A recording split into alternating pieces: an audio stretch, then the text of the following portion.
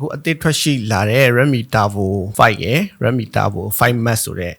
ဖုန်းကိုကျွန်တော်တို့ unboxing လေးလုပ်ကြည့်မယ်ပေါ့နော်ဒီအရင်တော့ဆိုရင်တော့ Redmi Turbo 4 Pro ဆိုပြီးထွက်တဲ့နေရာမှာဒီ Redmi Turbo 5 Max ဆိုပြီးတော့ထွက်ရှိလာတာပေါ့နော် Turbo 5 ကိုအရင်ဆုံးကြည့်မယ်အထဲမှာဘာတွေပါမလဲပေါ့နော်ကာဘာအမဲအောင်လေးပေါ့နော်ကာဘာအမဲအောင်လေးပါမယ်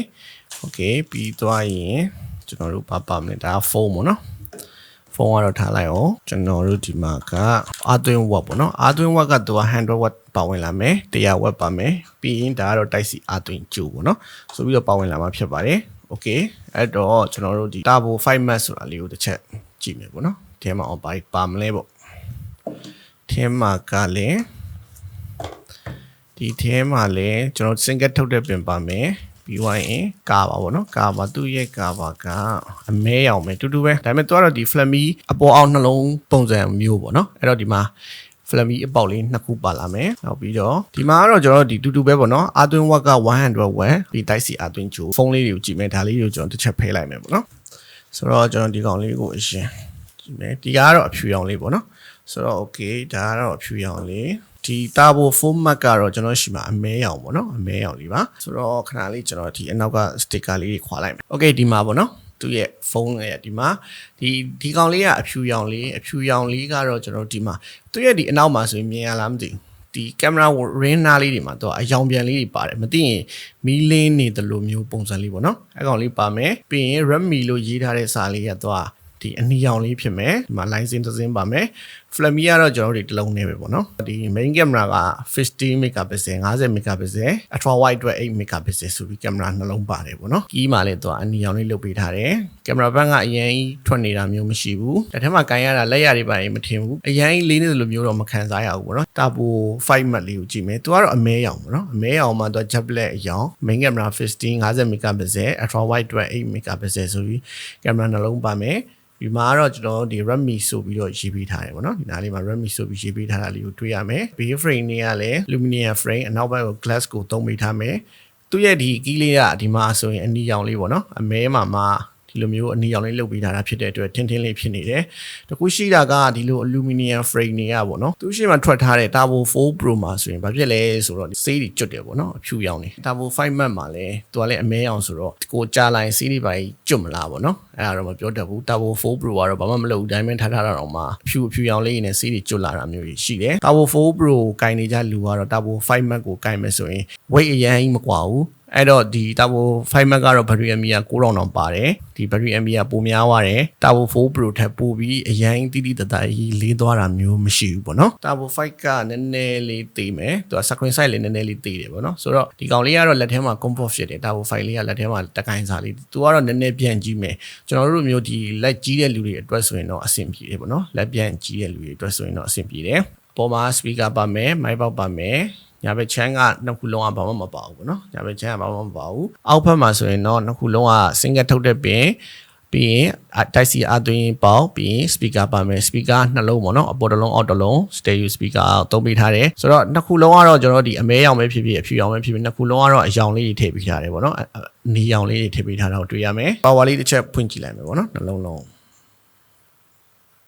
ဒီ Turbo 5 ရဲ့ display size ကတော့ 6.59 inch ရှိတယ် Turbo 5 Max ရဲ့ display size ကဆိုရင်တော့ 6.83 inch ရှိတယ်ဆိုတော့နှစ်ခုလုံးအတူတူပဲပေါ့နော် Turbo 5 ရော Turbo 5 Max ရောကျွန်တော်တို့ဒီမှာ120ရရမယ်ဒီ screen size အသေးအကြီးกว่าမယ်နောက်တစ်ခုကတော့ဒီသူတို့ရဲ့သုံးထားတဲ့ SoC တွေနောက်တစ်ခုကဒီ battery MAH တွေအဓိကတော့အဲ့ဒါတွေပဲกว่าတယ်ပေါ့နော် AMOLED display ကိုသုံးပေးထားမယ်68 bit color ရရှိမယ်120ရရမယ်ပေါ့နော်သူတို့ရဲ့အမြင့်ဆုံး pre-buy ကတော့ Turbo 5 နဲ့ Turbo 5 Max နဲ့ကတော့3500နှစ်ထိရရှိမယ် Turbo 4 Pro ကတော့3200နှစ်ပဲရှိတယ်ပေါ့နော်ဒီမှာအပြင်မှာကြည့်ရတဲ့လောက်ကတော့သူတို့ရဲ့ဒီ display ပိုင်းကတော့အရင်တိတိတတ်တာကြီးကွာနေတာမျိုးတော့မခံစားရဘူးပေါ့နော်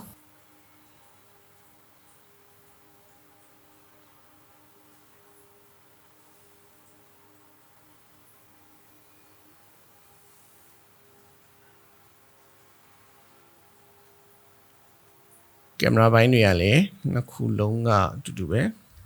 0.6 white ကတော့ကျွန်တော်ဒီမှာ 0.6 ရမယ်ပေါ့နော် 0.6 1h ပြီးသွားရင် 2h ထိရမယ်အဆုံးထိဆွဲရင်ကျွန်တော် 10h ထိရမယ်ဒီကောင်လည်းအဆုံးထိဆွဲရင် 10h ထိရမှာပေါ့နော်ဆိုတော့ဒီမှာပါ ဆိုတော့နှစ်ခုလုံးကတော့တိုင်းအထိရမယ်ကျွန်တော်ဒီဗီဒီယိုရိုက်မယ်ဆိုရင်လည်းပြီးဒီမှာတစ်ခုရှိတာ live ပို့တူလည်းရတယ်ပေါ့နော်ဒီမှာနှစ်ခုလုံးကကျွန်တော်ဒီမှာ live ပို့တူဖွင့်ပြီးတော့ရိုက်လို့ရမှာဖြစ်တယ်ပေါ့နော် okay အဲ့တော့ဗီဒီယိုပိုင်းမှာဆိုရင်လည်း 4K ကို 60fps အထိရတယ်ပေါ့နော်ဒီက Turbo 5 Max က 4K ကို 60fps အထိရမယ်ဒီမှာလည်း 4K ကို 60fps အထိရမယ် selfie camera ကတော့အတူတူပဲသူတို့ဒီ20 megapixel ပဲသုံးမိထားတယ်ဆိုတော့ဒီ selfie camera နဲ့ကျွန်တော်ဒီဗီဒီယိုဘာညာရိုက်မယ်ဆိုရင်လည်းနှစ်ခုလုံးကကျွန်တော်ဒီ 1080p ကို 30fps နဲ့ရိုက်လို့ရမှာဖြစ်တယ်ပေါ့နော်နောက်တစ်ခုကသူတို့အကြမ်းခံမှုပိုင်းတွေကလည်းအားလုံးအတူတူပဲပေါ့နော် IP6 IP6 9K dust and water resistant တွေပါရတယ်အနောက်ဘက်ကသူကဒီ Flammy နှလုံးပါတယ်ပေါ့နော် Flammy နှလုံးပါတော့ကျွန်တော်ကဒီ Flammy ကိုစမ်းကြည့်တော့ကျွန်တော်ဒီမှာပေါ့နော်ဒီ Flammy ကဒီအပေါ် Flammy ကပဲအလုပ်လုပ်တယ်ဒီအောက်က Flammy ပုံစံပဲလုပ်ပေးထားတာလားဒါမှမဟုတ်ဘယ်နေရာမှာလင်းလဲတော့ကျွန်တော်မသိဘူးအဲ့တော့ကျွန်တော်ဒီမှာဒီ Flammy ထုံးကြည့်တော့လေဒီအပေါ်ကမီးပဲလင်းတယ်အောက်မီးမလင်းဘူးပေါ့နော်အောက်က Flammy ကအလုပ်မလုပ်ဘူးအဲ့ဒါနဲ့ကျွန်တော်ကဒီကင်မရာရိုက်တဲ့နေရာမှာပေါ့နော်ကျွန်တော်ဒီကင်မရာရိုက်တဲ့နေရာမှာပဲဒီ flat ဒီပိုင်းထုံးရင်လင်းလားဆိုပြီးတော့ကျွန်တော်ဒီမှာ flat ထားကြည့်တော့လေဒီမှာသူက flat မလင်းဘူးပေါ့နော်ဒီအပေါ်ကFlammy ရပဲအလုပ်လုပ်မှာဖြစ်တယ်ဒီအောက်က Flammy ရတော့အလုပ်မလုပ်ဘူးပေါ့နော်ဒီမှာဆိုလဲကျွန်တော်ဒီ backlight ring လေးမီလေးတွေပါတယ်ဒီမှာကိုသွားပြီးတော့ဒီကိုစိတ်ကြိုက်ကာလာလေးနေပေါ့နော်ကိုစိတ်ကြိုက်အရောင်လေးတွေနဲ့ဒီသွားပြီးတော့ရွေးလို့ရတယ်ဒီလိုမျိုးပဲဒီ Turbo 5မှာဆိုရင်လဲသူ့မှာလဲဒီ backlight မီပါတယ်ပေါ့နော်ဒီ backlight မီရဆိုရင်ကျွန်တော်ဒီမှာကိုစိတ်ကြိုက်အရောင်လေးတွားပြီးတော့ရွေးလို့ရတယ်ဒါပေမဲ့တခုရှိတာသူ့ရဲ့ဒီအနောက်ဘက် backlight မီကသူ့ရဲ့ဒီ camera ring လေးမှာထားပေးတဲ့ဒီအရောင်ပြန်လေးတွေနဲ့ကျွန်တော်ဒီအနောက်ကဒီ backlight မီလေးနဲ့ပို့ပြီးတော့လှတယ်ပေါ့နော်ဒီအဖြူရောင်လေးဒီ Turbo 5ဒီအဖြူရောင်လေးကတော့ဒီ backlight ring လေးကတော့ပို့ပြီးတော့လှတယ်လို့ခံစားရတယ်ပေါ့နော်ဒီမှာဆိုရင်သူ့အရောင်လေးရဲ့သူ့ဘေးနာဒီအရောင်ပြေးလေးရဲ့ပို့ပြီးတော့လှတယ်Turbo 5မှာသုံးမိထားတဲ့ SoC ကတော့ Dimensity 8500 Ultra ကိုသုံးမိထားမယ် Turbo 5 Max မှာဆိုရင်တော့ MediaTek ရဲ့ Dimensity 9500S 3 nanometer ကိုသုံးမိထားတယ်ဆိုတော့ဒီ Dimensity ကတော့ကျွန်တော်ဒီ MediaTek မှာတော့သူကတော့လောလောဆယ်အမြင့်ဆုံးဒီ SoC ပေါ့နော် Turbo 5မှာဆိုရင်တော့ Silicon Carbon 9560 mAh ပါမယ် Turbo 5 Max မှာဆိုရင်တော့Silicon Carbon battery 9000 mAh ပါမယ်အသွင်း watt တွေကလည်း100 watt တွေနဲ့ပဲအသွင်းရမှာဖြစ်တယ် reverse charger ကလည်းနှစ်ခုလုံးက27 wattအသွင်း watt တွေပါဝင်လာမှာဖြစ်တယ်အဲ့တော့ကျွန်တော်တို့ဒီ Turbo 4 Pro နဲ့ပေါ့နော်ဘာတွေကွာသွားလဲဆိုရင်လည်းသူကဒီ battery ကွာမယ်အသွင်း watt တွေကွာလာမယ်နောက်တစ်ခုကဒီ performance ဘိုင်းတွေကွာလာမယ်ပေါ့နော်ကျွန်တော်တွေအားလုံးကတော့အရင်ကွာသွားတာမျိုးတော့မရှိဘူး Turbo 5 Max နဲ့ကျွန်တော်ဒီ Turbo 4 Pro နဲ့ speaker လေးတစ်ချက်စမ်းကြည့်မယ်ပေါ့နော်ဘယ်လိုအတန်ထွက်လဲဆိုတော့ဘာလို့ဆိုတော့ဒီ Turbo 5 နဲ့ Turbo 5 Max နဲ့ဆိုရင်ဒီ speaker မှာဆိုရင်တော့ Turbo 5 Max ကတော်တော်လေးကျဉ်တာကိုကျွန်တော်တွေ့ရတယ်ပေါ့နော်4 Pro ရဲ့ speaker အတန်ထွက်ပါ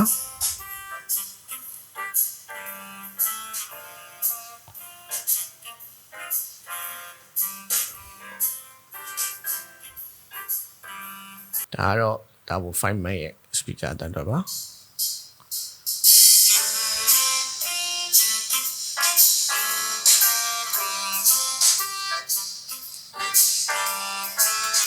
သူက volume ကို 400% ထိအောင်ကျလို့ရတာအဲ့အတွက်အတန်းကတော့တော်တော်ကျတယ်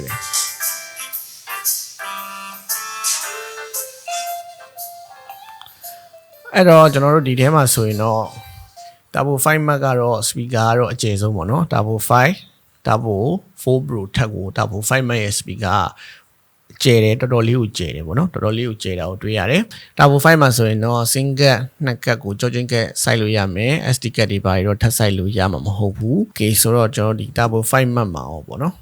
ဘာတွေရလဲချက်ကြည့်လိုက်မယ်ဆိုတော့သူလည်းတူတူပဲပေါ့နော် SD ကတ်စိုက်လို့မရဘူးဒီ single နှစ်ကတ်ကိုကြောချင်းကတ်ထည့်ပြီးတော့အသုံးပြုလို့ရမှာဖြစ်တယ်အခုကျွန်တော်ပြောပြတဲ့ဈေးတွေကခံမှန်းဈေးနှုန်းတွေဒီဈေးနှုန်းတွေကတစ်ဆိုင်နဲ့တစ်ဆိုင်လဲတူမှလည်းမဟုတ်ဘူးအတက်ကြကြီးလည်းရှိမယ်ဆိုတော့ဒါဒီခံမှန်းလို့ရအောင်ဆိုပြီးတော့ကျွန်တော်ပြောပြပေးမယ်ပေါ့နော်ဒီ Turbo 5 ရဲ့ဒီဈေးနှုန်းอ่ะဆိုရင်တော့ RAM 256GB ကို73သိန်းဝန်းကျင်လောက်ရှိမယ်အထက်လည်းများမယ်အထက်လည်းနည်းတဲ့နေရာကြီးလည်းရှိမှာပေါ့နော်ဒီ Turbo 5 Max ရဲ့ဈေးနှုန်းอ่ะဆိုရင်တော့14သိန်းဝန်းကျင်ပေါ့နော်ဝန်းကျင်လောက်ရှိမယ်ဒါကလည်းကျွန်တော်ရှင်းမပြောသလိုပဲဈေးကဒီထက်လည်းနည်းတော့နည်းတဲ့နေရာလည်းရှိမယ်ဒီထက်များတာလည်းရှိမယ်ပေါ့နော်အဲ့တော့ဒီဈေးနှုန်းကတော့ကျွန်တော်ကတော့ခံမှန်းပြီးတော့ပြောပြတာဖြစ်တယ်ဆိုတော့ကျွန်တော်တို့အခုကတော့ unboxing video လေးဖြစ်တယ်ပေါ့နော်အဲ့တော့ကျွန်တော်တို့ဒီ performance တွေက PUBG တွေမှာဘယ်လောက်တွေရတယ် graphic တွေဘယ်လောက်တွေထားပြီးဆော့လို့ရတယ်အားတွေဘယ်လောက်တွေခံနေပါညာတွေကတော့လောလောဆယ်ကတော့ကျွန်တော်တို့ကမသိရသေးဘူးဒါကတော့လောလောဆယ်ကျွန်တော်ဒီ unboxing လုပ်ပေးတဲ့ဗီဒီယိုလေးဖြစ်တဲ့အတွက်ပေါ့နော်အဲ့ဒီဟာတွေကတော့လောလောဆယ်မစမ်းရသေးတဲ့အတွက်တော့ဒီချာတော့မသိရသေးဘူးဒီနေ့ကျွန်တော်ရဲ့ unboxing ဗီဒီယိုကတော့ဒီလောက်ပါပဲပေါ့နော်နောက်ထပ်ဗီဒီယိုတွေမှာကျွန်တော်တို့ပြန်လဲစုံတွေ့ပါမယ်